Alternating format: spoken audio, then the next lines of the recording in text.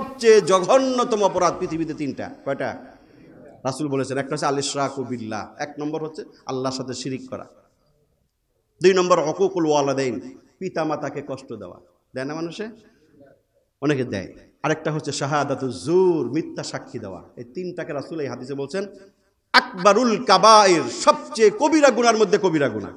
ফেব্রুয়ারি মাস, এটা আমাদের বাঙালিদের ভাষা আন্দোলনের মাস। এই হিসাবে এটা আমাদের কাছে একটা পরিচিত মাস এবং একটি তাৎপর্যমণ্ডিত মাস। এবং আরবি যে মাসটা চলছে এখন, সেই মাসটি হচ্ছে শাবান মাস, রমজানের পূর্ববর্তী মাস। এবং এটিও একটি গুরুত্বপূর্ণ মাস। রাসূল সাল্লাল্লাহু আলাইহি ওয়াসাল্লাম হাদিসের মাঝে এই মাসের গুরুত্ব, তাৎপর্য এবং করণীয় সম্পর্কে রাসূল বলেছেন। তো আজকে বিশেষ করে 14ই শাবান, এটি দিবাগত রাত, অত্যন্ত গুরুত্বপূর্ণ একটি রজনী। এছাড়াও এই মাসটাও গুরুত্বপূর্ণ মাস। আল্লাহ রাসূল সাল্লাল্লাহু আলাইহি ওয়াসাল্লাম এক হাদিসের মাঝে ইরশাদ করেছেন যে বান্দার আমল আল্লাহর কাছে পেশ করা হয় তিনভাবে। একটি হচ্ছে দৈনন্দিন বান্দার আমল আল্লাহর কাছে পেশ করা হয় প্রতিদিন 2 বার। একটি হচ্ছে দিন শেষে সন্ধ্যার সময়, আরেকটি হচ্ছে রাত শেষে ফজরের সময়। হাদিসে আসছে 2 সময় বান্দার আমল আল্লাহর কাছে পেশ করা হয়। বান্দা কি করে না করে সবই তো আল্লাহ জানেন না? তারপরেও 2 জন ফেরেশতা নিয়োজিত আছেন। এরপরেও আল্লাহ পাকের কাছে প্রতিদিন বান্দার আমল পেশ করা হয়। সহিহ হাদিসের মাঝে রাসূল বলেছেন, একটি সময় হচ্ছে সারাদিন, সারা রাত যা করছেন গত রাতে, সেটা অলরেডি আল্লাহর কাছে রিপোর্ট পৌঁছে গেছে। কখন? সকালে ফজরের সময়। রাতের ফেরেশতা যখন চলে যায়, যে রিপোর্ট দেয় আল্লাহর কাছে, কোন বান্দাকে কি অবস্থায় দেখছে, সে রাতটা কিভাবে কাটাইছে, এই রিপোর্টটা আল্লাহর কাছে রাত শেষেই প্রত্যেক বান্দার আমল রিপোর্ট আল্লাহর কাছে পেশ করা হয়। আবার সারাদিন যা করতেছেন, সন্ধ্যার মধ্যে এই রিপোর্টটা চলে যাবে আল্লাহর কাছে। দৈনন্দিন রিপোর্ট কয়বার? 2 বার। এটা সহিহ হাদিস। এবং সাপ্তাহিক রিপোর্ট পেশ করা হয়, সেটাও 2 বার। কয়বার? 2 বার। একটি হচ্ছে সোমবার, আরেকটি হচ্ছে বৃহস্পতিবার। সারা সপ্তাহে যা করছেন, যা করি আমরা, সেটার রিপোর্ট আল্লাহর কাছে সপ্তাহে 2 বার পেশ করা হয়। রাসূল সহিহ হাদিসে মাঝে বলেছেন, সোমবার দিন একবার রিপোর্ট পেশ করা হয়, তারপরে আবার বৃহস্পতিবার, গতকালকে যেটা গেছে, গতকালকের রিপোর্ট চলে গেছে আপনার আমার, কি করছেন সোমবার থেকে নিয়ে বৃহস্পতিবার পর্যন্ত, সেই রিপোর্টটা আল্লাহর কাছে অলরেডি চলে গেছে। আবার যা করতেছেন এটা সোমবারে যাবে, সাপ্তাহিক রিপোর্ট। আরেকটা হচ্ছে বাৎসরিক রিপোর্ট। মাসিক রিপোর্টের কোনো কথা হাদিসে পাইনি আমরা। বাৎসরিক রিপোর্ট প্রতিদিন 2 বার যেতেছে, সপ্তাহে 2 বার যেতেছে, আর মাসের দরকার কি? তাহলে মাসে কয়বার হয়? 8 বার। মাসে 8 বার রিপোর্ট যাচ্ছে। আরেকটা রিপোর্ট হচ্ছে বাৎসরিক রিপোর্ট। বাৎসরিক রিপোর্ট সারা বছর যা করেন, আমরা যা করি, এটার একটা পরিসংখ্যান, একটা হিসাব, সামারি, সেটা পেশ করা হয় আল্লাহর কাছে এই শাবান মাসে। কোন মাসে? এই শাবান মাসে। এখন যে মাসটা চলতেছে, এই মাসে প্রত্যেকটা বান্দার গত শাবান থেকে এই শাবান পর্যন্ত যা করছেন, ভালো মন্দ, নেক আমল, বদ আমল, যে যা করেছি আমরা, সেগুলো রিপোর্ট আকারে আল্লাহর কাছে পেশ করা হয়। এই কথা রাসূল সহিহ হাদিসের মাঝে বলেছেন। তার মানে এই শাবান মাসটা হচ্ছে বান্দার বাৎসরিক আমলের রিপোর্ট পেশ করার মাস। খবর আছে? এই খবর কয়জনে রাখে? কিন্তু এটা সত্য কথা যে আপনার আমার আমলের রিপোর্টটা আল্লাহর কাছে এই মাসে পেশ করা হচ্ছে। এখন কয় তারিখে হবে এটা কেউ জানে না। যে আপনার আজকে 14ই ফেব্রুয়ারি ভালোবাসা দিবসে হইতেছে না কোন দিবসে, এটা না নির্দিষ্ট নাই, কিন্তু এই মাসে হবে। পহেলা শাবান থেকে নিয়ে 30শে শাবান, এই 30 দিনের ভিতরে আপনার আমার প্রত্যেকের আমলের রিপোর্ট আল্লাহর কাছে যাবে। এটা চূড়ান্ত। বাকি কোন তারিখে কোন সময়, এটা আল্লাহ রাসূল আলাদা করে স্পেশালি ভাবে বলেন নাই। বাকি যাবে, যে কোনো সময় যাবে, এটা 100% শিওর। এই জন্য আল্লাহ রাসূল সাল্লাল্লাহু আলাইহি ওয়াসাল্লাম এই মাসে সবচেয়ে বেশি নফল রোজা রাখতেন। রাসূল এই মাসে রমজান ছাড়া নফল রোজা সবচেয়ে বেশি রাখতেন কোন মাসে? এই শাবান মাসে। কারণ কি? কারণ এই একটা কারণ বলছেন এটা, কারণ রাসূল ওই সাপ্তাহিক রিপোর্ট পেশ করার দিন 2 দিন, ওই দিনও রাসূল রোজা রাখতেন। প্রতি সপ্তাহে বৃহস্পতি এবং সোমবার দিন রাসূল রোজা রাখতেন। আর প্রতি মাসে 3 দিন আইয়ামে 20, 13, 14, 15 রোজা রাখতেন। রাইখা ফলাইলেই পারেন। শবে বরাতের রোজা নিয়ে ঝগড়া করার দরকার কি? একদল কয় নাই, একদল কয় আছে। হ্যাঁ, একটা দুর্বল হাদিসে রোজার কথা আছে, ঠিক আছে। আপনি দুর্বল হাদিস যদি ভালো না লাগে, সহিহ হাদিস মজবুত হাদিসে তো আছে রাসূল প্রতি চন্দ্র মাসে 3 দিন রোজা রাখতেন, 13, 14, 15। তাহলে হেডা রাখলে তো শবে বরাত হয়ে গেল, আবার রাসূলের সুন্নাহ অনুযায়ী প্রতি মাসে 3 রোজাও হয়ে গেল, ঠিক না? রাখেন। রাসূল প্রতি সপ্তাহে 2টা রোজা রাখতেন, আর এই মাসে প্রতি মাসে 3 রোজা, আর এই মাসে শাবান মাসে সবচেয়ে বেশি নফল রোজা রাখতেন। কারণ জিজ্ঞাসা করছে, পরে 2টা কারণ বলছে। এর মধ্যে একটা কারণ বলছে যে এইটা, যে এই মাসে আমলের রিপোর্ট পেশ করা হয়। আমি মুহাম্মদ চাই আমার আমলটা যখন আল্লাহর কাছে পেশ করা হবে তখন যেন আমি রোজাদার থাকি, আমি যেন রোজাদার আমলের হালতে থাকি। কারণ রোজা হচ্ছে একটা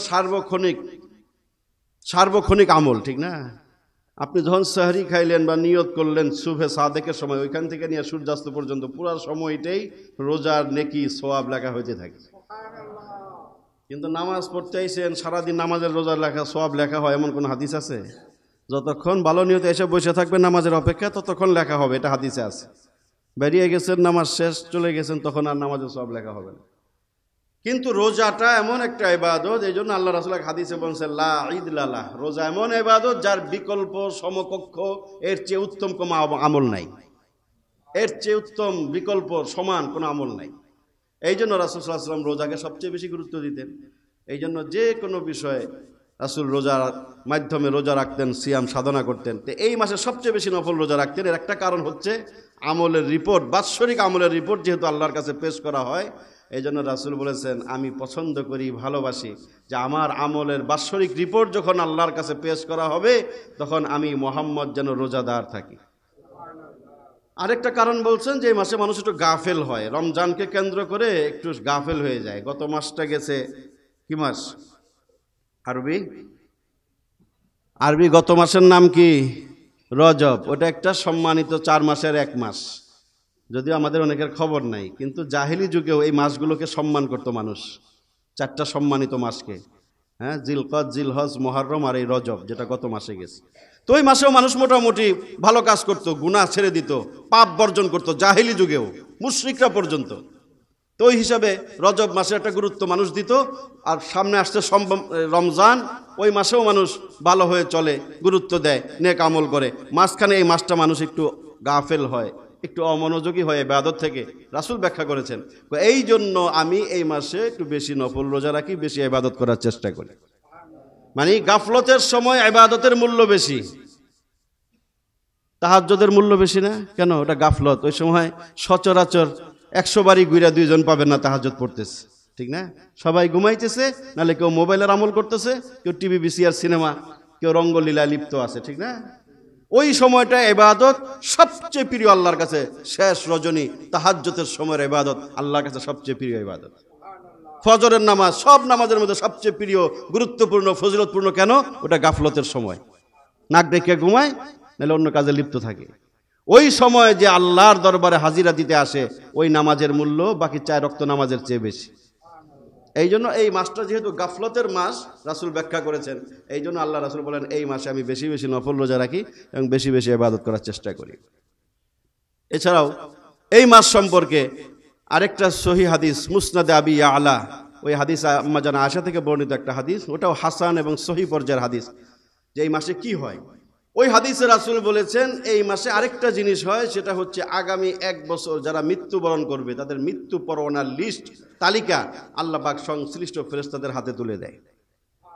আপনার মৃত্যু পরোয়ানা যদি লেখা হয় তাহলে যেন রোজা অবস্থায় লেখা হয়, ভালো অবস্থায় যেন লেখা হয়। এই জন্য এই মাসে রাসূল এবং সাহাবায়ে কেরাম বেশি বেশি নফল রোজা রাখতেন। কারণ এই হাদিসটাও সহিহ পর্যায়ের হাদিস, হাসান এবং সহিহ। হাসান তো বুঝবেন না আপনারা, হাদিসের পরিভাষা মানে জয়ীফ না, দুর্বল হাদিস না, এটা একটা মানসম্পন্ন সনদের দিক থেকে একটি ভালো মানের হাদিস। ওই হাদিস আল্লাহ রাসূলের কথাটা বলেছেন যে এটা মৃত্যু পরোয়ানা যাদের লেখা হয় আগামী শাবান পর্যন্ত, ওই মানুষদের তালিকা সংশ্লিষ্ট ফেরেশতাদের হাতে এই শাবান মাসে অর্পণ করা হয়। এটা হচ্ছে মোটামুটি শাবান মাসের গুরুত্ব, তাৎপর্য। এবং এই মাসের করণীয় হচ্ছে রাসূল সাল্লাল্লাহু আলাইহি ওয়াসাল্লাম বেশি বেশি রোজা রাখতেন। এছাড়া এই মাসের যে মধ্য রজনী সম্পর্কে যে আলোচনা হাদিসের মাঝে আসছে, যেটাকে আমরা শবে বরাত বলি, যেটাকে হাদিসের ভাষায় আল্লাহ রাসূল সাল্লাল্লাহু আলাইহি ওয়াসাল্লাম লাইলাতুন নিসফি মিন শাবান বলেছেন। কি বলেছেন? লাইলাতুন নিসফি মিন শাবান, শাবান মাসের মধ্য রজনী, অর্থাৎ 14 তারিখ না আজকে? 14 তারিখ দিবাগত রাত, তাহলে কয় তারিখের রাত পড়লো? 15 তারিখের রাত, তাহলে ওটা মধ্য তারিখ না? মধ্য রজনী। শাবান মাসের মধ্য রজনী, এটা একটা বিশেষ তাৎপর্যমণ্ডিত রাত এবং সহিহ হাদিস দ্বারা প্রমাণিত একটি বিশেষ মূল্যবান গুরুত্বপূর্ণ একটি রজনী। এই হাদিস সম্পর্কে আল্লাহ রাসূল এক হাদিসের মাঝে ইরশাদ করেছেন যে এই রাতে আল্লাহ পাক বান্দার প্রতি বিশেষ রহমতের দৃষ্টি প্রদান করেন এবং সাধারণ ক্ষমা ঘোষণা করেন। সকল শ্রেণীর মানুষকে আল্লাহ পাক ক্ষমা করেন, 2 শ্রেণীর মানুষ ব্যতীত। কয় শ্রেণীর? 2 শ্রেণীর মানুষ ব্যতীত এই রাতটাকে সাধারণ ক্ষমার রাত ঘোষণা করছেন আল্লাহর পাক। সুবহানাল্লাহ, আস্তে কইলেন কে? সাধারণ ক্ষমার রাত, এটা কি 4টিখানি কথা? অন্য কোনো রাতে সাধারণ ক্ষমার ঘোষণা নাই, কোনো হাদিসে নাই। শবে কদরে ছায়া সুইয়া পাইলেছেন পাবেন, কিন্তু সাধারণভাবে ক্ষমার রাত শবে কদর এরকম কোনো হাদিস নাই। কিন্তু লাইলাতুন নিসফি মিন শাবান এটাকে এক সহি হাদিসে আল্লাহ রাসূল, হাদিসটা সবার নিকট সহি, যারা শবে বরাত নিয়ে সমালোচনা করে নাই নাই নাই নাই করে বেদাত বেদাত করে, ওরাও এই হাদিসটা মানে। ওদের গুরু আলবানী, শেখ আলবানী রাহিমাহুল্লাহ, উনিও বলেছেন সাহাহুল আলবানী, তারাও বলে যে ওনাদের গুরু আহলে হাদিস ভাইদের আলবানী সাহেব, উনিও এই হাদিসটাকে সহি বলেছেন এবং এই কথা মন্তব্য করেছেন যে একটা সহি হাদিস থাকলেও সেটার গুরুত্ব তাৎপর্যকে অস্বীকার করার কোনো উপায় নেই। তাহলে ওনার অনুসারীরা কেন করেন আমি জানি না, কেন করেন আমি জানি না। এই রাতটা সহি হাদিস দ্বারা প্রমাণিত যে রাতের বিশেষ একটা ফজিলত মর্যাদা আছে। এই রাতটা অন্য সাধারণ রাতের মতো না, এটা মানতে তো সমস্যা নাই। কারণ ওই হাদিসটা যদি আপনি মানেন, ওই হাদিসটাকে যদি সহি বলেন, তাহলে এই রাতটা অন্য সাধারণ রাতের মতো না, এই কথা মানতে আপনি বাধ্য। কারণ অন্য রাত সম্পর্কে রাসূল এই কথা বলেন নাই, যে কথাটা এই মধ্য শাবানের রজনী সম্পর্কে রাসূল বলেছেন ইন্নাল্লাহা ইয়াত্তালিউ ইলা খালকিহি ফায়াগফিরু লিজামিই খালকি, নিশ্চয়ই আল্লাহ পাক এই রাতে প্রথম আসমানে অবতীর্ণ হন এবং বান্দার প্রতি বিশেষ রহমতের দৃষ্টি দান করেন। ফায়াগফিরু লিজামিই খালকি, এবং সকল মাখলুককে, মানুষকে, ইমানদার মানুষদেরকে আল্লাহ পাক এই রাতে সাধারণ ক্ষমা ঘোষণা করেন। ইল্লা লিমুশরিকিন আও মুশাহিন, তবে 2 শ্রেণীর মানুষকে আল্লাহ পাক এই রাতেও ক্ষমা করেন না। কয় শ্রেণীর মানুষ? 2 শ্রেণীর মানুষকে আল্লাহ পাক এই রাতেও ক্ষমা করবেন না। এখন দেখার বিষয় ওই 2 শ্রেণীর মধ্যে আমরা আছি কিনা। সারাদিন হালুয়া রুটি বানাইতেছেন, অমুক অনেক কিছু করতেছেন, শবে বরাতকে কেন্দ্র করে পটকা ফুটাইতেছেন, আতশবাজি করতেছেন, হালুয়া রুটি বানাইতেছেন, অনেকে বানাইতেছে হালুয়া রুটি খাইতেছে, কি মনে করে খাইতেছে আল্লাহই জানে। হ্যাঁ, কেউ সোয়াব মনে করে যদি খায় তাহলে গুনাহ হবে, ঠিক না? এটাকে ইবাদত মনে করে যদি, যে আজকে শবে বরাতে হালুয়া রুটি বানান লাগে, না বানাইলে গুনাহ হবে এবং এটা পুণ্যের কাজ, এটা যদি মনে করে কেউ হালুয়া বানায় থাকেন তাহলে আপনি গুনাহ করলেন। কারণ হালুয়া রুটির কথা শবে বরাতের কোনো হাদিসের মাঝে নাই, কোরআনে তো নাই, তাহলে আপনি কই পাইলেন? এক একজনে এক এক ব্যাখ্যা দেয়। কেউ কেউ বলে রাসূলের দান মোবারক উহুদের যুদ্ধে শহীদ হয়েছিল, রাসূল শক্ত খাবার খাইতে পারে নাই, এই জন্য রাসূল সেদিন হালুয়া খেয়েছিলেন। উহুদের যুদ্ধে রাসূলের দান মোবারক শহীদ হওয়ার হালুয়া খাওয়ার সাথে তোমার হালুয়া খাওয়ার সম্পর্ক কি? তোমার দাঁত ভাঙছে? হ্যাঁ, যদি ওটা মাইনেও নেই যে রাসূল ওই দিন দাঁত ভাঙার কারণে হালুয়া খাইছে, যদি মেনেও নেওয়া হয় তাহলে তুমি কেন খাও? তোমার কি দাঁত ভাঙছে? যদি ওটা ফালতু কথা। রাসূল হ্যাঁ দাঁত ভাঙছে, এটা সহি কথা। রাসূল জিহাদ করছে, যুদ্ধ করছে, ওই শিক্ষাটাও নেন। দাঁত তার এমনি ভাঙে না, উষ্টা খায় পরে দাঁত ভাঙছে রাসূলের? রণাঙ্গনে রাসূলের দান মোবারক শহীদ হয়েছে, বাতিলের বিরুদ্ধে রাসূল নাঙ্গা তরবারি হাতে যুদ্ধ করছে, সে শিক্ষাটাও নেন যে বাতিলের বিরুদ্ধে জিহাদ করা, সংগ্রাম করা অন্যায়ের প্রতিবাদ করা, সেটাও ইসলামের ফরজ বিধান, সেটাও রাসূলের আদর্শ, সেই শিক্ষাটাও সেখান থেকে নেন। তারপরে দান্দান মোবারকে আসেন, যে ইসলামের জন্য তিনি রক্ত ঝরাইছেন, ইসলামের জন্য তিনি রক্ত দিয়েছেন, আহত হয়েছেন, রক্তাক্ত হয়েছেন, তার দান্দান মোবারক শহীদ হয়েছে। এটা তো সহিহ হাদিসের মাঝে আসছে, উহুদ যুদ্ধের ইতিহাস। সেখানে রাসূল দাঁত ভাঙ্গার পরে হালুয়া খাইছেন, এরকম কোনো কথা তো নাই। আপনি এই হালুয়ারে ওই হালুয়ার সাথে মিলাই দিলেন, যারা এই কথাগুলো বলে থাকেন, এটার সাথে তো সম্পর্ক। তোমার দাঁত ভাঙ্গে নাই, তুমি হালুয়া খাইতেছো। রাসূল ওখানে হালুয়া খাইছে এমন কোনো হাদিসও নাই যে রাসূল দাঁত ভাঙ্গার পরে খাইতে পারে নাই, 1 মাস তিনি হালুয়া খাইছেন, বা 5 দিন 10 দিন হালুয়া খাইছেন, এমন একটা হাদিসও নাই। সহিহ হাদিস তো নাই, জয়ীফ হাদিসও নাই, মৌজু হাদিসও নাই। তাহলে কই পাইছে হেরা? খাইতেছে। তো দাঁত ভাঙছে কেন সেটা তুমি চিন্তা করো। যদি দাঁত ভাঙ্গার কারণে তুমি হালুয়া আবিষ্কার করেই থাকো, তাহলে রাসূলের দাঁতটা কেন ভাঙছে ওই জিনিসটা তুমি চিন্তা করো, ওই শিক্ষাটা তুমি নাও। তারপরে দাঁত ভাঙছে রাসূল কাফের মুশরিক বেঈমানের বিরুদ্ধে যুদ্ধ করে, আর তুমি বেঈমান মুশরিক কাফেরদের সাথে তোমার বন্ধুত্ব, ঠিক না? যারা হালুয়া রুটি খাইতেছে, কাফের মুশরিক বেঈমানের সাথে তাদের দহরম মহরম চলতেছে। তুমি সেই দুশমনদের সাথে তোমার দুশ্মনী নাই। রাসূলের সাথে যাদের দুশ্মনী, ইসলামের সাথে যাদের দুশ্মনী, সেই দুশ্মনদেরকে তুমি দুশ্মন ভাবতেছো না। হ্যাঁ, তোমার পরিবারের সাথে একজনের দুশ্মনী আছে, আরেক পরিবারের দুশ্মনী, ওই পরিবারের লোক তোমার বাবার সাথে দুশ্মনী করে ঝগড়া করে তোমার বাবার ঠ্যাং ভেঙে ফেলাইছে। এখন তুমি তোমার বাবার ঠ্যাং ভাঙছে বলে তুমি একটা ব্যান্ডেজ লাগায় রাখলা পায়ের মধ্যে, আহারে আমার বাবার ঠ্যাং ভাঙছে, আমার ঠ্যাং না ভাঙলেও বাবার সাথে সহমর্মিতা প্রদর্শন করে তুমি একটা কৃত্রিমভাবে ব্যান্ডেজ পেঁচায় রাখলা, যে বাবার দুঃখে তুমি দুঃখিত, বাবার কষ্টে তুমি কষ্টিত। পারলা বাইন দেয় তুমি যেই লোক তোমার বাবার ঠ্যাং ভাঙছে, তুমি ওই লোকের লগে বইয়া চায়ের দোকানে বইয়া চা খাওয়া আড্ডা দাও। হ্যাঁ, তারপর আইসা যদি বাবার সামনে ব্যান্ডেজ লাগায় খোড়ায় হাডো লাডি লইয়া, বাবা কি করব? বাবার হাতে লাডিটা কই মারবো? তোমার পিঠে ভাঙবো না? যায় আগে তোর পিঠে লাঠিটা ভেঙে দেই। তুই আমার সাথে নাটক অভিনয় করস, ভণ্ডামি করস, আর তুই আমার দুশ্মন যে আমার ঠ্যাং ভাঙলো, ওর লগে বইয়া তুই চা খাস, গল্প করস, এর লগে তোর প্রীত মোহাব্বত, পিটাইব না? বিষয়টা তো এমনই। আপনি হালুয়া রুটি খাইতেছেন, রাসূলের দান্দান মোবারক ভাঙছে, হালুয়া খাইছে, ওটা চিন্তা কইরা যেই দুশ্মনরা রাসূলের দাঁত ভাঙলো, কাফের মুশরিক বেঈমান, তাদের সাথে আপনার উঠা বসা, কৃষ্টি কালচার সংস্কৃতি চলতেছে।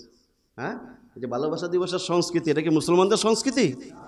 ভ্যালেন্টাইন্স ডে পালন হচ্ছে এই দেশে, 18 কোটি দেশের লোকের জনসংখ্যা বলা হয়, এর মধ্যে প্রায় 15 কোটি মানুষ মুসলমান, ঠিক না? বা তারও বেশি হতে পারে।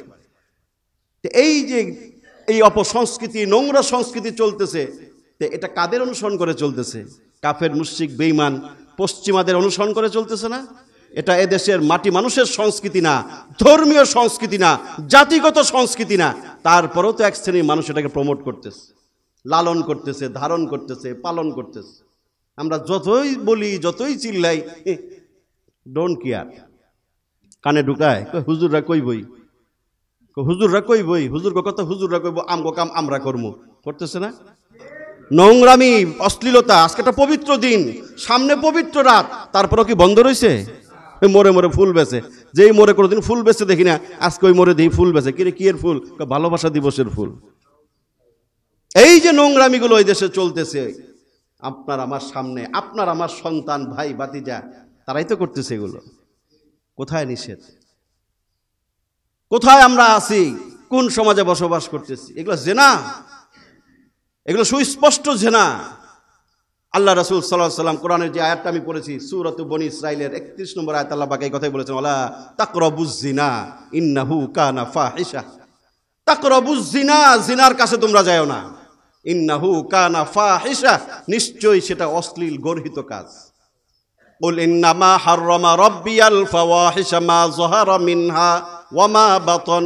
আল্লাহ বলেছেন, নিশ্চয়ই হে নবী আপনি বলে দিন, আপনি বলুন, সকল প্রকাশ্য অপ্রকাশ্য অশ্লীলতা সব কিছুকে আমার রব আল্লাহ হারাম করে দিয়েছেন। কিন্তু আপনার আমার সামনে অশ্লীলতা চলতেছে, বেহায়াপনা, নির্লজ্জতা চলতেছে। তাও বহু আগের থেকেই তারা রিহার্সেল শুরু করছে বিভিন্ন ডে, দিবসের নামে। হ্যাঁ, ফুল day, rose day, kiss day, hug day, হাইগা ডে, কি আছে না কিন্তু ডে ডে আছে, বিভিন্ন জায়গায় আছে। আমার বাসায় একটা ক্যালেন্ডার কে জানিয়ে দিয়েছে, ক্যালেন্ডারের ভিতরে আমি দেখলাম এরকম তারিখ দিয়ে ইংলিশে লেখা, rose day, hug day, propose day, chocolate day, হ্যাঁ আরো কি কি ডে ডে লেখা। এই ডে কোথেকে আইলো? কোনো ক্যালেন্ডারে দেখলাম না, এই ক্যালেন্ডারে কোথেকে আইলো? দেখেন ক্যালেন্ডার পর্যন্ত উঠে গেছে। আমার নিজের চোখে দেখা ক্যালেন্ডারটা আমি নিজে দেখে আসলাম যে এটার মধ্যেও লেখা ওই ওই জিনিসগুলো।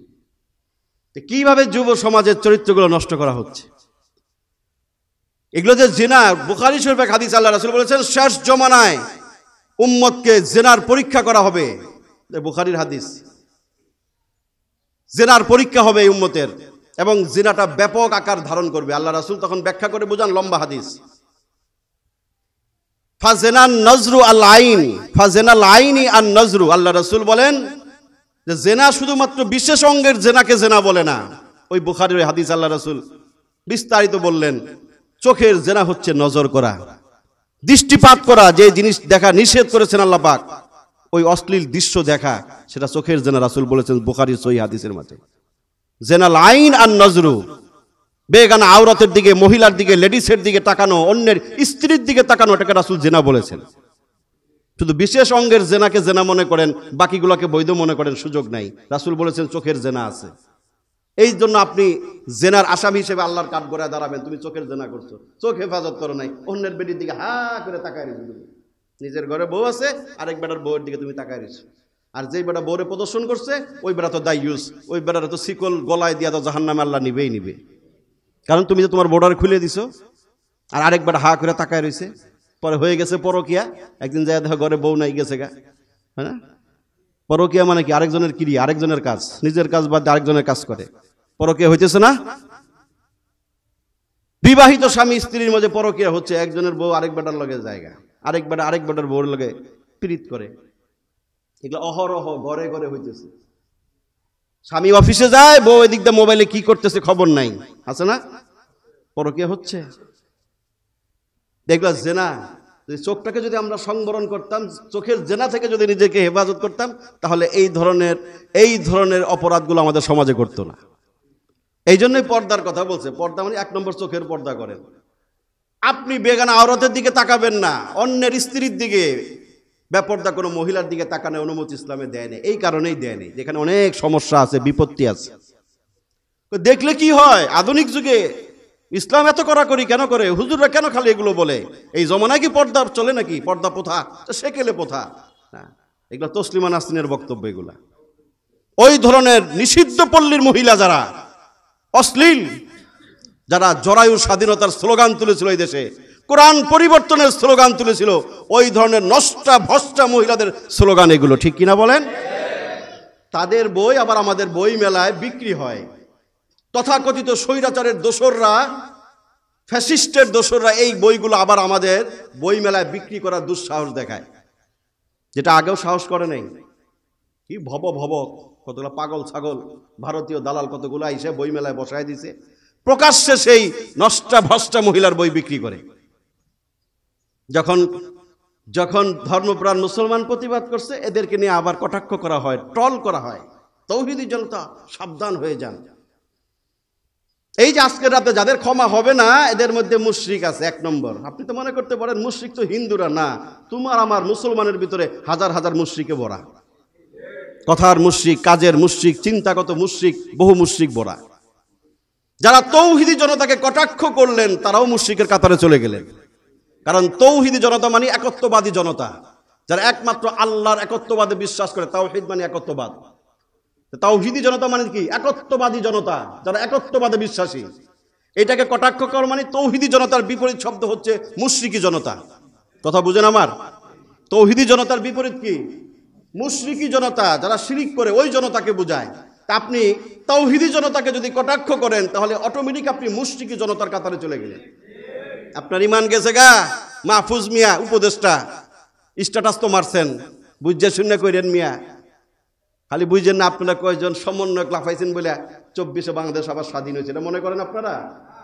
বহু তৌহিদি জনতার রক্তের বিনিময়ে এই দেশ আবার স্বাধীন হয়েছে। তুমি মাহফুজ চুলওয়ালা একা করো নাই, তোমাদের পিছনে এই দেশের আপামর জনতা, অধিকাংশ মুসলমান, শত শত মাদ্রাসার ছাত্র, তালেম আলেম ওলামা রক্ত দিয়েছে এটার পিছনে। অতএব কথা বলার আগে সাবধান, সাধু সাবধান। বইমেলায় গন্ডগোল করছে যারা, তাদেরকে চিহ্নিত করেন, যারা কোন কোন এলাকার দালাল। লেখছে বইমেলায় গন্ডগোল হওয়ার আগেই ভারতের আনন্দবাজার পত্রিকায় রিপোর্ট প্রকাশ হয়ে গেছে। তার মানে তাদের প্ল্যান যে ওখানে একটা আমরা গন্ডগোল করব আর দেখাবো বইমেলায় তৌহিদি জনতা এবং উশৃঙ্খল জঙ্গিদের হামলা। হ্যাঁ, তসলিমার বই বিক্রি হয় বাংলাদেশে কেন? যেই লোকটা এই দেশে নিষিদ্ধ, নিষিদ্ধ না? আর প্রবেশাধিকার নিষিদ্ধ। আগে স্বৈরাচাররাও তারা ঢুকানোর সাহস করে নাই, জানে ওই লোক, ওই খবিস লোক এই দেশে ঢুকলে কি হতে পারে। আগে স্বৈরাচাররাও ভয় পেয়েছে যে তোমাদের মতো লোক এখন তোমাদের সময়ে এই ধরনের নষ্টা ভষ্টা নাস্তিক, স্বঘোষিত নাস্তিক না শুধু, বললাম না, তার মতো খবিস এই বাংলাদেশের ইতিহাসে আসে নাই। যে দাবি করে জরায়ু স্বাধীনতা চাই, আমি যার থেকে মনে চায়, যেখান থেকে মনে চায় আমি আমার গর্বে বাচ্চা ধারণ করব, এই স্বাধীনতার যে স্লোগান দিতে পারে, এমন নিকৃষ্ট খবিস বাংলার জমিনে আমি আর দেখি নাই, কেউ আর দেখে নাই কখন। ওই লোক এই দেশে নিষিদ্ধ, তার লেখা নিষিদ্ধ, তার বই নিষিদ্ধ, তাহলে কেন তার বই এই দেশে বিক্রি হবে? এটাই তো তৌহিদ জনতার দাবি ছিল, যেটা বন্ধ করো। তারা এটাকে বন্ধ করতে গেছে, তখন ওই সমস্ত ফ্যাসিস্টরা, স্বৈরাচারা, তারা আবার ওই সমস্ত স্লোগান দেয়। কিছু স্বৈরাচারের স্লোগান আছে না? হ্যাঁ, তারা ইসলামের স্লোগানকে ভয় পায়। হ্যাঁ, নারায়ে তাকবীর, আল্লাহু আকবার, এটা কার স্লোগান? আওয়ামী লীগের, বিএনপির, জামাতের, হুজুরদের। কার বলেন? কার? মুসলমানদের স্লোগান, ইমানের স্লোগান। এটাকে কেউ অন্য কোনো স্লোগান মনে করলে তার ইমান নষ্ট হয়ে যাবে। আল্লাহ রাসূল বলছেন চারটা বাক্য আল্লাহর কাছে সবচেয়ে প্রিয়, সুবহানাল্লাহ, ওয়ালহামদুলিল্লাহ, ওয়ালা ইলাহা ইল্লাল্লাহু, আল্লাহু আকবার, আল্লাহু আকবার, আল্লাহু আকবার। আল্লাহু আকবার মুসলমানের স্লোগান, এটা রাসূলের স্লোগান, সাহাবীদের স্লোগান, বিশ্বের 200-250 কোটি মুসলমানের স্লোগান এটা। এইটাকে কেউ কটাক্ষ করলে অপছন্দ। কত পণ্ডিত বেরিয়ে গেছে, না না না, ওখানে এই আল্লাহু আকবার স্লোগান দেওয়া যাবে না, টুপি দাড়ি পরে স্লোগান দিলে মানুষ বলবে জঙ্গি। এত ভয় কেন? ভারতে প্রকাশ্যে সংসদে যদি জয় শ্রীরামের স্লোগান হতে পারে, তাহলে আমরা আমাদের ধর্মের স্লোগান দিতে লজ্জা পাবো কেন? কথা বলেন, কথা বলেন। এত হীনমন্যতা কেন? হীনমন্যতা কেন? আমি আমার ধর্মের স্লোগান সবখানে দিব আমি। কেউ কেউ না, ওই যে 32-33 নম্বর পাশ দিয়ে টুপি পাঞ্জাবি পরে যাওয়া যাবে না, ওখানে আল্লাহু আকবার বলা যাবে না। কেন? কেন? এটাকে তুমি খালি হুজুরকে স্লোগান মনে করছো? তুমি তো মেহমানি শিখো নাই। আল্লাহর সবচেয়ে প্রিয় বাক্য, এটা মুসলিম শরীফের হাদিস, একাধিক হাদিসের মাঝে সহিহ সনদে আসছে যে আল্লাহর সবচেয়ে প্রিয় বাক্যের মধ্যে আছে আল্লাহু আকবার, আল্লাহু আকবার। রাসূলাই ধ্বনি দিয়েছেন, সাহাবীরাই ধ্বনি দিয়েছেন। এটা মুসলমানদের ঈমান দীপ্ত স্লোগান বলা হয়। এই স্লোগানের মধ্য দিয়ে মুসলমানদের ঈমান তেজস্ব হয়, ঈমান জাগ্রত হয়, ঠিক কি না? ওটা মাঝে মাঝে দিবেন, তাহলে দেখবেন শয়তানরা, বাতিলরা, মুনাফিকরা এই স্লোগানকে মারাত্মক ভয় পায়, তারা রেস গুটায় তখন সেখান থেকে পালায় যায়। সবাই সহ্য করতে পারে না এই স্লোগান, সবাই হজম করতে পারে না। শুনলে কম্পন শুরু হয়, হাগামুতা ছুটতে যায়, তাড়াতাড়ি ভাগে। করি বাবা রে, কিন্তু সব জিহাদি জঙ্গি এসে পড়ছে। ওরা ইসলামটাকে জঙ্গি আর জিহাদি মনে করে, ঠিক না? জিহাদ ইসলামের অবিসংবাদিত একটি বিধান এবং ফরজ অত্যাবশ্যক একটা বিধান। এটাকে ভয় পাবে বাতিল, মুশরিক, বেঈমান, মুনাফিক, যেগুলা ওরা ভয় পায়। কোরআনকে কারা ভয় পায়? কোরআনের আইন, কোরআনের শাসনকে ভয় পায় কারা? ওই যে বাতিল, মুশরিক, মুনাফিক, বেঈমান। হ্যাঁ, মুনাফিক আছে না মুসলমান নামধারী, এরা কোরআনের শাসন শুনলেই ভয় পায়। ওরে বাবা রে, কেন? ওরা অপরাধী, ওরা চুরি করে। চোর কোরআনে ভয় পায়, কারণ কোরআনের ভিতরে আছে চুরি করলে কন্যাকে হাত কেটে দাও, জেনা করলে মেরে হেলাও, আকাম কোকাম করবা জায়গায় জায়গায় 14 ফেব্রুয়ারির নামে আর বিভিন্ন দিবসের নামে, যে বিভিন্ন জায়গায় জায়গায়, এগুলো ইসলাম কোরআন বরদাস্ত করে না। এই জন্য হেরা কোরআনের কথা শুনলেই সবচেয়ে ভয় পায়। ওরে সুবহানাল্লাহ, কোরআন, কোরআনই শাসন, কোরআনের সংবিধান, ওটা দরকার নেই। অথচ সে মুসলমান দাবি করতেছে। সে মুসলমান দাবি করার পরেও যদি কেউ কোরআনের আইনকে অপছন্দ করে, মানতে না চায়, ঘৃণা করে, ভয় পায়, সে মুসলমান নামের টাটকা মুনাফিক আর শয়তান। সোজা হিসাব, সোজা হিসাব, কোনো গরমিল নেই। অতএব পবিত্র রজনীর সামনে, আজকে পবিত্র দিন, জেনার যে কথা বলতেছিলাম, রাসূল বলেছেন, আল্লাহ কোরআনে বলছেন জেনার দ্বারে কাছেও যাও না। পরে বুখারীর হাদিসে রাসূল বলছেন চোখের জেনা হচ্ছে কি? অবৈধ জায়গায় দৃষ্টিপাত করা। তুমি পুরুষ, তোমার চোখের জেনা হবে বেগানা নারীর দিকে দৃষ্টিপাত করা, হোক না সে আরেকজনের মেয়ে, হোক না সে আরেকজনের বউ, আরেকজনের বোন, যেই হোক, তোমার যেখানে অনুমতি নাই দেখার, ওটা দেখলে তোমার চোখের জেনা হবে। ঠিক এক তদ্রূপ একটা নারী যদি পর পুরুষের দিকে তাকায় থাকে, আরেকজনের জামাইয়ের দিকে, ভাইয়ের দিকে, ছেলের দিকে, তাহলে সেটাও হবে তার জন্য চোখের জেনা। এরপর রাসূল বলেছেন ওয়া জিনান লিসান আল মানতিক, মুখের জেনা হচ্ছে কথা বলা, প্রেমের কথা বলা, অবৈধ প্রেমের। ফোনে কথা বলতেছো, হাই হ্যালো কেমন আছো, হ্যাঁ যুবক, তোমার প্রত্যেকটা কথায় কথায় তোমার মুখের জেনা হচ্ছে। প্রেমের গান শুনাইতেছো, কবিতা লিখতেছো, প্রেমের গান আর প্রেমালাপ করতেছো, প্রত্যেকটাকে রাসূল জিনা বলেছেন, মুখের জিনা, মুখের জিনা হচ্ছে তোমার।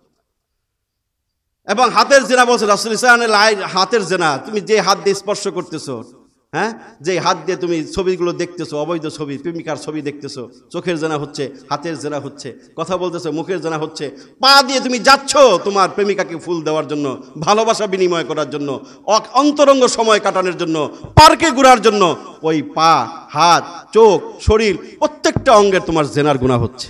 রাসূল বুখারীর হাদিসে বলে গেছেন প্রতিটা মুহূর্তে তোমার জেনার গুনাহ হচ্ছে। আরেকটি বুখারী হাদিসে রাসূল জেনার শাস্তির কথা বলেছেন। সবে মেরাজের রজনীতে রাসূল অনেকগুলো শাস্তি দেখানো হয়েছে, সেখানেও জেনার শাস্তি দেখেছেন। এবং বুখারী শরীফের আরেকটা হাদিস, আল্লাহ রাসূল সাল্লাল্লাহু আলাইহি সাল্লাম যে হাদিসে কতগুলো শাস্তি দেখেছেন বলে বর্ণিত হয়েছে হাদিসটার ভিতরে। সেই হাদিসে রাসূল বলেন, ফজরের নামাজের পরে রাসূল সাধারণত ঘুরে বসাটার সুন্নাহ, ফজর নামাজের পরে, আসরের নামাজের পরে রাসূল ঘুরে বসতেন। ঘুরে বসে সাহাবীদেরকে জিজ্ঞাসা করতেন, কেউ তোমরা কোনো স্বপ্ন দেখছো? কোনো সাহাবী স্বপ্ন দেখলে রাসূল সেই স্বপ্নের ব্যাখ্যা করতেন। রাসূল স্বপ্নের ব্যাখ্যা করতেন। স্বপ্ন তো আমাদের দুই ধরনের হতে পারে, শয়তানের পক্ষ থেকে হতে পারে, আবার আল্লাহর পক্ষ থেকে হতে পারে, অথবা মনের কল্পনাও হতে পারে। আমাদের স্বপ্নের তিন ব্যাখ্যা। কিন্তু নবী রাসূলদের স্বপ্ন ছিল এক প্রকার, সেটা কি? ওহী। সেটা সত্য স্বপ্ন ছিল, যা দেখতেন সেটা ওহীর অংশ ছিল, তাদের স্বপ্নে কোনো ভুল নাই। রাসূল স্বপ্নের ব্যাখ্যা করতেন, এবং রাসূলের স্বপ্নের ব্যাখ্যাটা ছিল কি 100 সঠিক ব্যাখ্যা।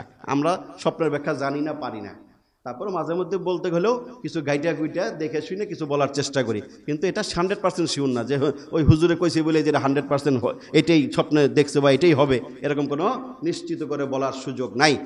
রাসূল বলতেন সাহাবীদের স্বপ্নের ব্যাখ্যা। একদিন জিজ্ঞাসা করছে, তোমরা কেউ স্বপ্ন দেখছো? তো সেদিন সাহাবী কেরাম কেউ কিছু বলে নাই, কেউ কোনো স্বপ্ন দেখে নাই। তো সেদিন রাসূল নিজেই স্বপ্নের কথা বলতেছে যে আমি একটা স্বপ্ন দেখেছি, আজকে তোমাদেরকে আমি শোনাবো। কি স্বপ্ন? যে আমি শুয়ে আছি, দুইটা লোক আমার কাছে আসছে, আসার পরে আমাকে বলতেছেন ইনতলিক, চলেন আমাদের সাথে চলেন। আমি দুজন লোকের সাথে গেলাম, রওনা হলাম। কিছু দূর যাওয়ার পরে দেখি একটা লোক কাত হয়ে শুয়ে রয়েছে, এবং তার মাথার ভিতরে পাথর মারা হচ্ছে, মাথাগুলোকে চূর্ণ বিচূর্ণ করা হচ্ছে। আমি এই দৃশ্য দেখতে পেলাম। আমি জিজ্ঞাসা করলাম দুইজনকে, এরা কারা? তারা বললেন ইনতলিক, সামনে চলেন, এখন বলা যাবে না, সামনে চলেন। আমি সামনে গেলাম, একটা লোক চিত হয়ে শুয়ে রয়েছে, এবং তার মুখের দুই পাশ লোহার নখ দিয়ে, চিরুনির মতো একটা জিনিস দিয়ে এইভাবে চিরা হচ্ছে, আর রক্ত গড়িয়ে পড়তেছে, এদিক দিয়ে একবার। এইভাবে তার মুখগুলো, নাক থেকে এই পর্যন্ত, চোখ থেকে এই পর্যন্ত, এইভাবে প্রত্যেকটা জায়গাগুলো ওই লোহার ধারালো অস্ত্র দিয়ে চিরা হচ্ছে, রক্ত পড়তেছে। জিজ্ঞাসা করলাম এরা কারা? আমাকে বললো ইনতলিক, সামনে চলেন। সামনে যাওয়ার পর দেখলাম কিছু লোক, বিশাল চুলার ভিতরে আগুন দাও দাও করে জ্বলতেছে, ল্যাংটা কিছু ছেলে মেয়ে সেটার ভিতরে দাও দাও করে জ্বলতেছে। জিজ্ঞাসা করলাম এরা কারা? ইনতলিক, সামনে চলেন। সামনে দেখতে পেলাম রক্ত নদী, রক্ত সাগর, ওটার মাঝে কিছু লোক হাবুডুবু খাচ্ছে, তাদের মুখের ভিতরে পাথর ঢুকিয়ে দেওয়া হচ্ছে, পাথর মারা হচ্ছে। এই দৃশ্য দেখলাম। কারা? জিজ্ঞাসা করলাম, বললেন ইনতলিক, সামনে চলেন। সামনে যাওয়ার পর দেখি একটা কুৎসিত লোক, বিভৎস একটা লোক আগুন ধরাইতেছে, আগুন জ্বালায় আর খালি ঘুরাঘুরি করতেছে। জিজ্ঞেস করলাম এটা কে? ইনতলিক, সামনে চলেন। সামনে গেলাম, বিশাল সুন্দর লম্বা একটা লোক, একটা বাগানের ভিতরে, আশপাশে অনেকগুলো ছোট ছোট বাচ্চা। জিজ্ঞাসা করলাম কে? ইনতলিক, সামনে চলেন। সামনে গেলাম, সুন্দর একটা শহর দেখলাম, সুন্দর প্রাসাদ দেখলাম, এবং সেখানে কিছু মানুষকে দেখলাম। আশ্চর্য, এক অংশ সুন্দর আর এক অংশ কুৎসিত। এই মানুষগুলো এই অবস্থায় দেখলাম। দেখার পরে দেখলাম যে এই মানুষগুলো সামনে একটা সুন্দর নদী, ফোয়ারা, এখানে তারা গোসল করতেছে। গোসল করার পরে যে অংশটুকু তাদের কালো ছিল, ওই অংশটুকু আল্লাহ পাক সুন্দর করে দিয়ে তাদেরকে পরিপূর্ণ সুন্দর মানুষ বানায় দিতেছে। এই 6টা দৃশ্য দেখার পরে আমি বললাম যে এখন বলেন ব্যাখ্যা কি? তখন তারা আমাকে শুরু থেকে ব্যাখ্যা দিল। প্রথমে যাদেরকে দেখলেন কায়ত হয়ে শুয়ে রয়েছে, মাথাগুলো পাথর দিয়ে চূর্ণ বিচূর্ণ করা হচ্ছে, এরা হচ্ছে আপনার উম্মতের বেনামাজি মানুষ, কোরআন পড়ে ছেড়ে দিছে এবং নামাজ পড়ে না পড়ে ঘুমাইছে। ফজরের সময় আরামসে ঘুমান, ওদিক দিয়ে রেডি হইতেছে পাথর নিয়ে রেডি হচ্ছে, আপনার মাথা চূর্ণ বিচূর্ণ করা হবে। যেই মাথা ফজরের সময় আরামের বালিশে দিয়ে রাখেন, ওই মাথা আল্লাহ সেদিন রাখবেন না। প্রতীকী শাস্তি হিসেবে দেখাইছেন যে ওই মাথাটাকে পাথর দিয়ে চূর্ণ বিচূর্ণ করা হবে। এটা মনে করলে ফজর সময় ঘুমাইতে পারবে না, লাভ দিয়ে উঠে যাবে যে এই যে আজানের পরে আমি ঘুমাইতেছি, এই মাথা তো আল্লাহ সেদিন হাজার হাজার মানুষের সামনে চূর্ণ বিচূর্ণ করবে। এরপরে দ্বিতীয় যে দৃশ্য দেখলাম, চিটতেছে ফাটতেছে, এরা মিথ্যাবাদী, এরা খালি মিথ্যা ছড়ায় সমাজের ভিতরে। ঘুম থেকে উঠেই এমন এমন মিথ্যা কথা বলে যে মিথ্যা দ্বারা সমাজে, রাষ্ট্রে, বিভিন্ন জায়গায় কি লাগে, প্যাঁচ লেগে যায়, গ্যাঞ্জাম লাগে। আসেন এরকম লোক? ফেসবুকে মিথ্যা ছেড়ে দিতেছে, একটা মিথ্যা পোস্ট দিয়ে দিল, উঠেই কতগুলো মিথ্যা কথা বলে দিল। মিথ্যা কথা বলা মুনাফিকের আলামত, ইহুদিদের নিদর্শন মিথ্যা কথা বলা। আজকে মুসলমান অহরহ মিথ্যা কথা কইতেছে, ঘরে মিথ্যা, পরিবারে মিথ্যা, ব্যবসায় মিথ্যা, সমাজে মিথ্যা, মসজিদে মিথ্যা, মিথ্যার মিথ্যা, ঠিক না? মিথ্যারে মিথ্যাই মনে করে না, অথচ কত বড় জঘন্য অপরাধ। মুনাফিকের মাত্র এক হাদিসে, প্রসিদ্ধ হাদিসে 3টা আলামত বলছে, আরেক হাদিসে 4টা বলছে। খালেস খাঁটি মুনাফিকের ওই 3টা 4টার মধ্যে আছে 1 নম্বরে কি? মিথ্যা কথা বলা। মিথ্যা কথা বলা। মুনাফিক মিয়া গাছে ধরে না, মুনাফিক মিয়া আরেক দেশে ভিন দেশে থাকে না, মুনাফিক আপনার আমার মুসলমানের ভিতরে, মসজিদের ভিতরেই থাকে। তো মুনাফিকের স্বভাব কি? যেটি মিছা কথা কয় ব্যবসার মধ্যে, সমাজে, বুঝবেন এটা 1 নম্বর মুনাফিকের চিহ্ন, এটার ভিতরে আছে। এখন আপনি যদি মুনাফিক হইতে চান তাহলে মিথ্যা কথা বেশি বেশি বলবেন। যারা মিথ্যা বলে মুনাফিকের খাতা থেকে আপনি নাম কাটাতে পারবেন না। ব্যবসার মধ্যে আপনি অবলীলায় মিথ্যা কথা বলে ফেলতেছেন, অবলীলায় মিথ্যা কথা বলতেছেন। পরিণতিটা চিন্তা করেন যে মুনাফিকের খাতায় যে নাম উঠছে ওটার জীবনে কাটবো না। আর মুনাফিক সবচেয়ে নিকৃষ্ট প্রাণী পৃথিবীর মাঝে, জাহান্নামের সবচেয়ে নিকৃষ্ট জায়গায় থাকবে মুনাফিক। অতএব মিথ্যা ছাড়েন, কোন অবস্থাতেই মিথ্যা বলা যাবে। বলছেন ঠাট্টা করেও মিথ্যা বলা যাবে না, হাসি তামাশা করেও মিথ্যা কথা বলা যাবে না। তাহলে রাসূল ওই মানুষদের কথা বলছেন, লিমান তারাকাল কিযব, যেই ব্যক্তি মিথ্যা পরিহার করবে, আল্লাহ রাসূল বলেন জান্নাতের মাঝখানে তার জন্য আমি একটা বাড়ির গ্যারান্টি তার জন্য আমি দিয়ে গেলাম। ফি ওয়াসতিল জান্নাহ লিমান তারাকাল কিযব, যে মিথ্যা পরিহার করবে তার জন্য জান্নাতের মাঝখানে বাড়ির গ্যারান্টি আমি দিয়ে গেলাম। অতএব জীবনে আর মিথ্যা কথা বলবেন না, পারবো না ইনশাআল্লাহ, মিথ্যা বলবো না, মিথ্যার দরকার নেই। ওই শাস্তির আল্লাহ রাসূলকে দেখাইছেন যে একেবারে থোতামতা সব ছিঁড়ে হালাইব, যে মুখটা খালি পটর পটর করছো আর মিথ্যা কথা কইছো, এখান থেকে দইরা ছিঁড়ে হালাইব সব, ওদিক দিয়ে আবার সব ছিঁড়ে ফেলাইব, রক্ত গড়ায় পড়তেছে। তারপর সামনে দেখলাম কয় যে উলঙ্গ দেখলাম আগুনের ভিতরে নাচানাচি করতেছে, এরা জিনাকারী, এরা জেনাকারী উম্মত আপনার, যারা জেনা করতো। এই যে 14 ফেব্রুয়ারিতে ভালোবাসা দিবসে করো ফুল দেওয়ার গুঁড়ো পার্কে পার্কে, ওখানে আগুনের বৃহৎ চুলায় উলঙ্গ অবস্থায় জ্বালার জন্য তুমি প্রস্তুত হও যুবক, যত জেনা করতেছো। এই জেনা কিন্তু বললাম না খালি ওই বিশেষ লজ্জাস্থানের জেনাকে জেনা মনে করো না, যে হাদিসটা শুনাইছি এমনি এমনি শুনাই নেই, এটা রাসূলের বুখারী শরীফের সহিহ হাদিস। যে কোনো জেনার জন্য তোমাকে ওই চুলার ভিতরে ঢুকতে হবে। আগুনের কি পাওয়ার, এক ঠেলায় উপরে উঠায় 100 200 500 ফুট উপরে, আবার ঘুরায় ফেলায়, আবার উঠায় উলঙ্গ। আল্লাহ কবে এখন জেনা করো, তোমার প্রেমিকরেও জায়গায় মিলাই দিব, দুইজনে যাও প্রেমিক প্রেমিকা ঢুকে যাও জাহান্নামী চুলায়। এখন তুমি ওখানে 14 ফেব্রুয়ারি পালন করো ভালোবাসা দিবস, ফুল দাও, যা মনে চাই করো আগুনের ভিতরে। যদি করতে পারো তাহলে তুমি এই নোংরা ভালোবাসা দিবস তুমি খুব ভালো করে পালন করো, যে হ্যাঁ আমি তো প্রস্তুত আছি জাহান্নামের চুলায় জ্বলার জন্য। আল্লাহ আমাদেরকে হেফাজত করেন। এরপরে সামনে দেখছে কি, রক্ত নদীতে সাগর খায় সুদখোর ঘুষখোর। ও ঘুষখোর ভাইরা, ঘুষ সুদ ছেড়ে দেন। হ্যাঁ, সুদ যারা খায়, এই সুদী মানুষের শাস্তি ওটা মেরাজের রাতে আল্লাহ দেখাইছে। আর এই রাতেও এই হাদিসের মাঝে রাসূল দেখছেন, কারণ সুদখোরের শাস্তি মেরাজে মাত্র কয়েক শ্রেণীর শাস্তি দেখাইছে পাপিষ্ঠের, এর মধ্যে সুদখোরের শাস্তিটাও দেখাইছে। কারণ এটা মারাত্মক ব্যাধি, যেভাবে শেষ জমানায় জিনা ব্যভিচার ব্যাপকতা লাভ করবে, ঠিক সুদের কথাও রাসূল বলেছেন শেষ জমানায় এটা ব্যাপকতা লাভ করবে। হাজি সাহেব টুপি মাথায় দিয়ে দাড়ি রেখে সুদ খাবে, হুজুররা সুদ খাবে, অমুকে পরহেজগার মানুষ সেও সুদ খাবে, সুদের ব্যাপকতা প্রচণ্ডভাবে বেড়ে যাবে। রাসূল এই ভবিষ্যৎবাণী করে গেছে। ওই ভবিষ্যৎবাণী আসবে না, অলরেডি চলতেছে। মুসল্লি নাম দিয়ে সুদ খাইতেছে, হাজি নাম দিয়ে সুদ খাইতেছে, আছে না? কতভাবে সুদের সাথে আমরা জড়িত হচ্ছি। সুদখোরের শাস্তি এখানে দেখাইছেন যে এদেরকে রক্ত, কারণ সুদ খাওয়া মানে কি মানুষের রক্ত চুষে খাওয়া, ঠিক না? আপনি যার সুদ খাইলেন ওই বেটার রক্ত চুষে খেলেন আপনি। এই জন্য সুদের শাস্তিগুলো যে পেটের ভিতরে সাপ দেখাইছে, সুদখোর ঘুষখোরের মেরাজের রাতে দেখছে কি বড় বড় মটকার মতো পেট, ভিতরে সাপ কিলবিল করতেছে। আর এখানে দেখাইছে রক্ত নদীতে মাঝে শাখা কাটতেছে সুদখোররা, আর তাদের মাথাগুলোকে চূর্ণ বিচূর্ণ করতেছে, আর মুখের মধ্যে পাথর ঢুকাই দিতেছে। খা, সুদ খাইছিস দুনিয়ায় মজা মেরা, এজন্য পাথর খাওয়াই দিব। এই সহিহ হাদিসের মধ্যে রাসূল দেখছে, নিজের চোখে দেখে আসছে। এরপরে যে বেড়া দেখছে কালা কুচ্ছিত বেড়া, খালি আগুন জ্বালায়, ওটা জাহান্নামের দ্বারকা মালিক। সামনে লম্বা বেড়া সুন্দর, পাশে সুন্দর সুন্দর ছোট ছোট বাচ্চা, ওইটা হচ্ছে জাতির পিতা ইব্রাহিম। ছোট বাচ্চাগুলো হচ্ছে নাবালেক অবস্থায় যে বাচ্চাগুলো মারা গেছে তারা। আর যে শহরের ভিতরে আমি সুন্দর শহর দেখলাম, ইটগুলো রূপা স্বর্ণ দিয়ে তৈরি, ওখানে একটা সুন্দর প্রাসাদ দেখানো হয়েছে এবং আমাকে বলা হয়েছে এটা আপনার প্রাসাদ, জান্নাত ও আদনের ভিতরে। রাসূল বলেন আমি ঢুকতে চাইছি, বলছে না সময় হয় নাই। এবং যে মানুষগুলোকে দেখলাম এক অংশ সুন্দর এক অংশ কালো, পরে গোসল করার পর সুন্দর হয়ে যাচ্ছে। এরা কারা? এরা হচ্ছে জান্নাতি মানুষ, যাদের খারাপ এবং ভালো কাজ দুটাই ছিল, তবে ভালোর তুলনায় মন্দের তুলনায় তাদের ভালো নেকির কাজ বেশি ছিল। আল্লাহ পাক এদের শেষ মুহূর্তে যারা তওবা করবে, আল্লাহ পাক তখন তাদের পাপগুলোকে মোচন করে দিয়ে পুরাটাকে সুন্দর বানায় তাদেরকে জান্নাতে ঢুকাই দিবে। এগুলো হচ্ছে জাহান্নামের ভিতরে দৃশ্য, শাস্তির দৃশ্যগুলো দেখেছেন জেনা সম্পর্কিত। অতএব সর্বপ্রকার জেনা, অশ্লীলতা, ব্যভিচার, বেহায়াপনা থেকে আল্লাহ পাক আমাদেরকে বিরত থাকার তৌফিক দান করেন। শবে বরাত নিয়ে বলছিলাম যে আজকের রাতে সাধারণ ক্ষমার রাত, মনে আছে? এই রাতে সব শ্রেণীর মানুষকে আল্লাহ ক্ষমা করবেন, তবে হালুয়া রুটির পিছনে পড়েন না।